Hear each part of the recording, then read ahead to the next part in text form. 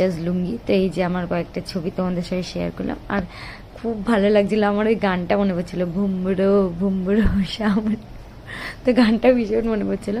আর এই ভয়েসটা, এখানে একটা ভিডিও আছে, ওখানে কাওয়া বানাচ্ছিল আর আমি ভয়েস দিচ্ছিলাম। তো বুঝতে পারছি না, মানে আমি যে ভয়েস দিচ্ছি না, কোনো কিছু ক্লিয়ার না, পুরো হেজি, সব হেজি।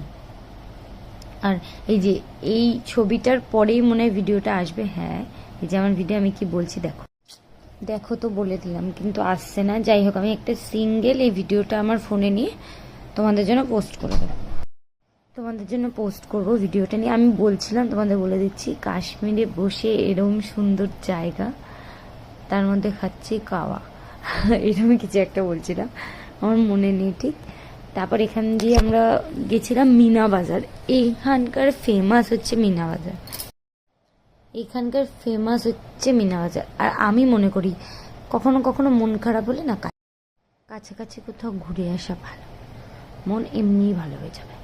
আর সবসময় তো কাশ্মীর যেয়ে ওঠা হয় না, তো কাছাকাছি যেখানে একটু ঘুরে ফিরে আসা ভালো।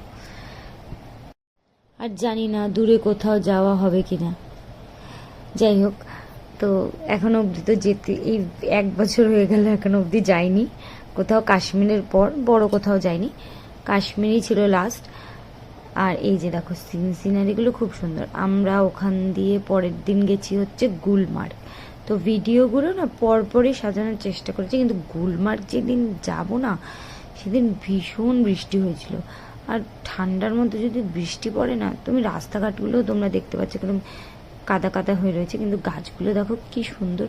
আমি গ্রিনারিও দেখেছি, বরফও দেখেছি, আরেকটা জিনিস দেখেছি যেটা তোমাদের ভিডিও দেখতে দেখতে তোমরা দেখতে পারবে।